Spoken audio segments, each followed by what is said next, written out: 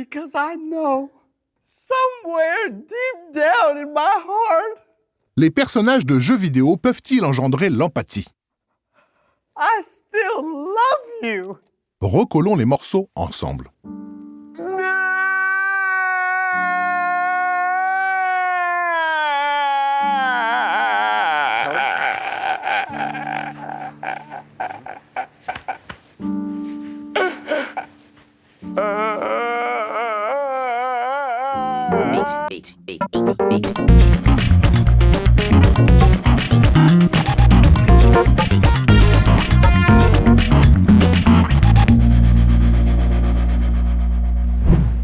They paid me for you. Times have changed. La première édition des Emotional Games Awards vient de se tenir en France.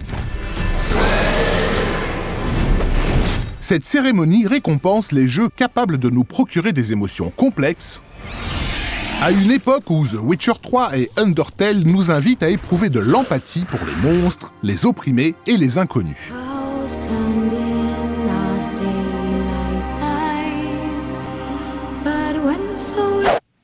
Hi, Mark Rhodes. Mais quelles sont les causes de l'empathie? Selon certains chercheurs, cette aptitude innée chez tous les mammifères serait en partie provoquée par les mystérieux neurones miroirs. Les neurones miroirs sont ceux qui s'activent à la fois quand nous faisons quelque chose ou quand nous voyons quelqu'un le faire. Ces neurones ont une influence aussi sur les expressions faciales, donc quand vous voyez quelqu'un exprimer de la colère, de la joie, de la frustration ou du dégoût, vos neurones miroirs créent en vous une représentation de votre visage reproduisant cette expression.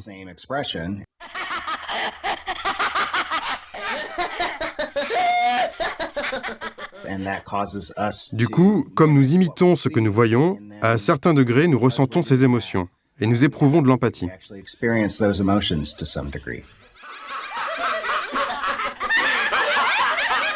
Et le visage que vous voyez n'a pas besoin d'être photoréaliste. Des jeux vidéo très stylisés peuvent aussi provoquer ces émotions.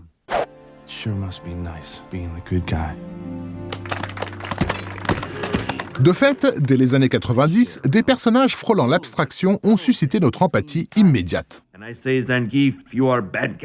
But this does not mean you're bad guy. Mais pourquoi certains jeux y parviennent-ils mieux que d'autres?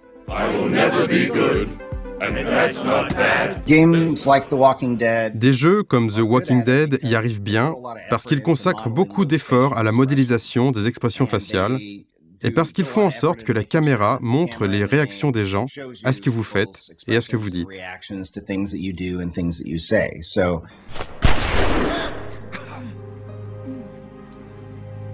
Sean Vanaman, le directeur créatif, a dit qu'ils avaient beaucoup travaillé sur cet aspect en créant des sortes de bibliothèques d'émotions pour chaque personnage dès l'écriture du jeu, pour être sûr qu'ils soient sincères dans la représentation de leurs sentiments. I didn't mean...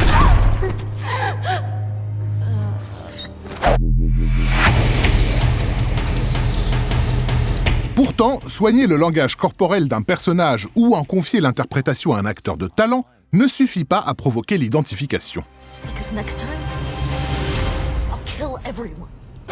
Les objectifs des protagonistes et les obstacles qui se dressent devant eux doivent être clairs, puissants et chargés d'enjeux. Mais quelles sont les méthodes d'écriture susceptibles d'éveiller cette forme plus rationnelle d'empathie? Quand j'écris, j'effectue beaucoup de recherches et je passe énormément de temps avec les personnages avant d'écrire leur dialogue.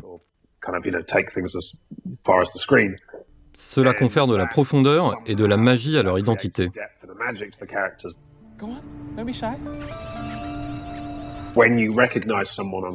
Quand quelqu'un à l'écran ou dans un livre vous semble authentique, votre cerveau le perçoit comme un être humain et vous ressentez quelque chose à son égard.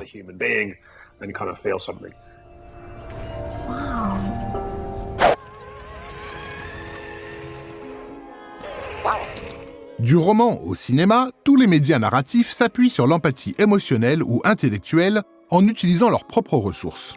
Mais alors, quels sont les procédés purement ludiques dont se servent les game designers pour nous transmettre les états d'âme de leurs personnages.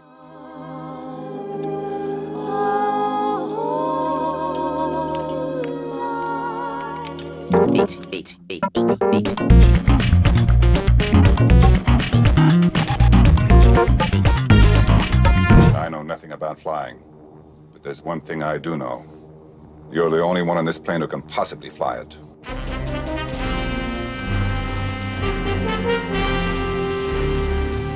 Les jeux modernes nous demandent souvent d'exécuter des tâches intenses et compliquées grâce à des manettes couvertes de boutons.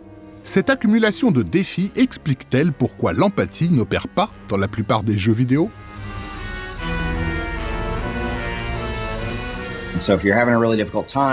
Quand vous rencontrez de grandes difficultés dans un jeu, vous êtes parfois frustré et en colère.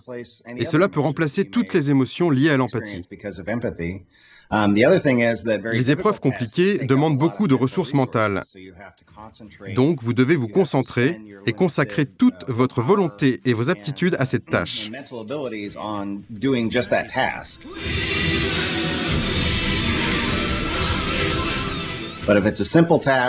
Mais si c'est une épreuve simple, alors votre esprit est libre de dédier ses ressources restantes à d'autres expériences émotionnelles.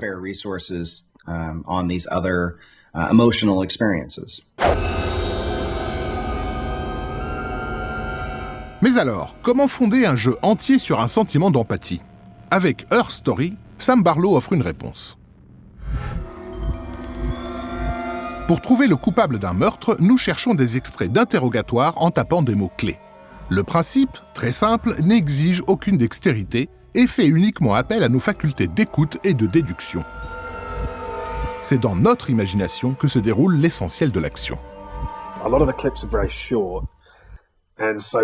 La plupart des vidéos qui composent Her Story sont très courtes. Donc il y a beaucoup d'allers-retours entre les phases de jeu et ce personnage qui vous regarde, incarné par une femme réelle. Et très vite, cela commence à ressembler à une sorte de conversation avec le jeu. Vous tapez sur votre clavier, vous réfléchissez à ce que vous allez écrire ensuite, pendant que vous regardez ces vidéos. Vous êtes donc très impliqué dans le processus.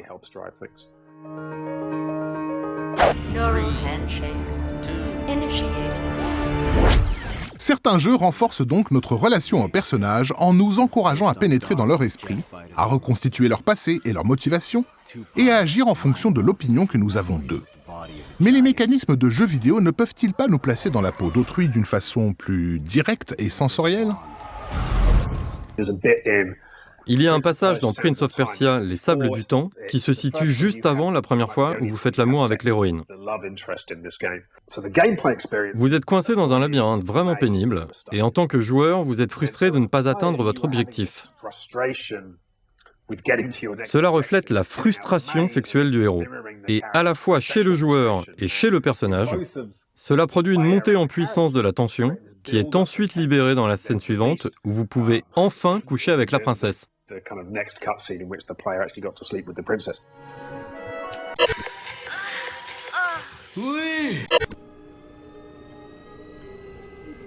En profitant de notre sensibilité automatique au visage, au corps et aux voix, en pratiquant l'art du récit et en nous mettant physiquement à la place d'autrui, les game designers composent des personnages qui deviendront aussi tangibles à nos yeux qu'un être humain. Good morning, Mr. Turansky.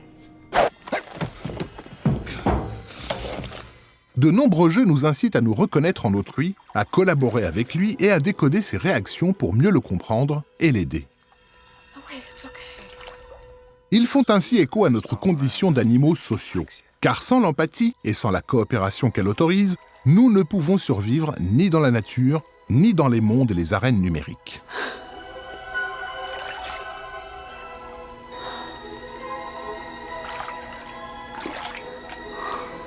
It's trying to communicate.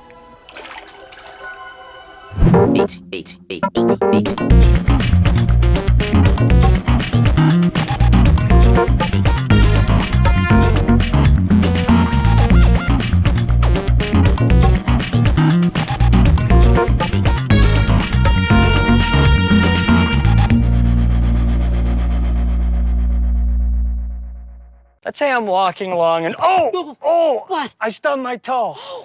Oh, that hurts. Oh, you poor thing, Murray. Mark. Oh, Murray. that hurts. I It can hurts imagine so much. exactly how you feel. That's Ouch. it. Oh, wow, what's it? That's it. That's empathy. What's empathy? You could imagine exactly how I feel. You could understand just how it felt. That's empathy. I still don't get it. What?